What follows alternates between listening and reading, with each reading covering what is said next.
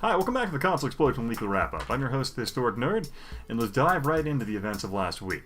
You had the Ecto Cooler coming back out. If you remember that wonderful little drink, and I think it came in a pouch similar to that of Capri Sun, it was kind of fun when we were younger.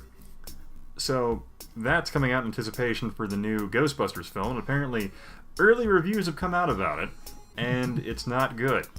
So, if you were wondering about this film being anything other than just a train wreck, I think your hopes are probably going to be dashed, because unfortunately this film is nothing good about it is coming out. I would love to be wrong, and it might be enjoyable to have a new Ghostbusters film, but I think they went about approaching this entire franchise completely wrong. And it was just a tragedy. I think if they had done it with the other actors and done some kind of nice send-off to incorporate it into the universe already established by prior Ghostbuster films, I think there would have been a lot of potential there. But unfortunately, they chose not to. So, that rant was brought to you by Coca-Cola's Ecto Cooler, brought back for a limited time. And we'll see if anyone even buys it. But it could be delicious. I'm probably going to try it again if I remember correctly when it was around when I was a kid in the 90s and 80s. But we'll see.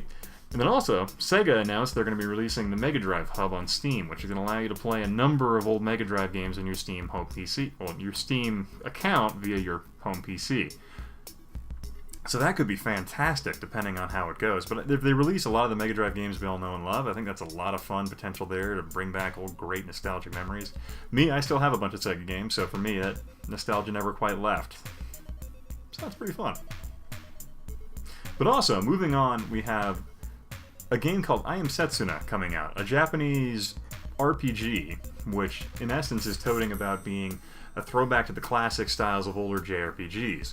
Considering where a lot of those games have gone in recent years, it's kind of an entirely different idea as to, the games are kind of this new idea as to where they've been going, but this one touts that it's going to be a throwback to all those original concepts that people grew up and loved. Me, I was never quite into them. I think they were always kind of rough and really grindy for my taste, at least when I played Phantasy Star when I was younger. So,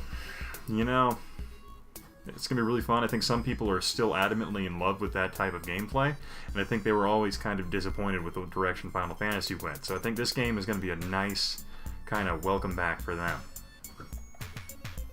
Also, to finish off last week, we have some fun events about Netflix and Carl Urban discussing Dread on Netflix, which I've heard this rumor discussed and these ideas played with, and I would love this to be true, but apparently Carl Urban, defending himself in response to a tweet that was in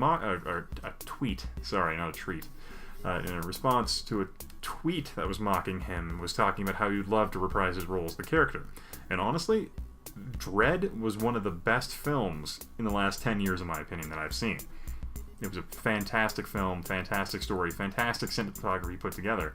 And I think Netflix would be a fantastic platform for that show to be on, because of what they can do. That, or I think HBO would do a wonderful job with the Dread franchise. Will it happen? I have no idea, because unfortunately, Dread has suffered from the first Dread coming out, which was almost like a cartoony adaptation of the comics, which were very dark and gritty. And the remake couldn't shake what people had thought about the prior film.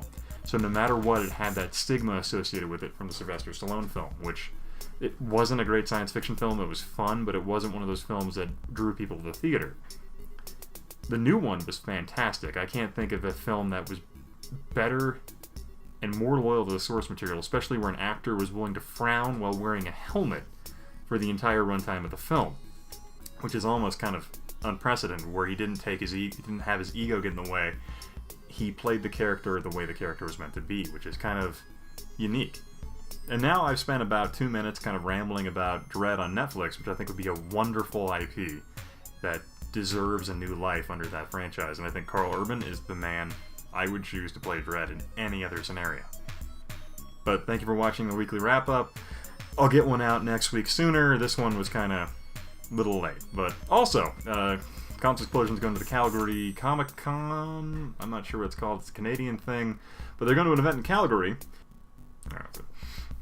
But anyway, thanks for watching the Console Xplosion. Have yourself a great, wonderful night or day or whatever it is you're doing. See you next week.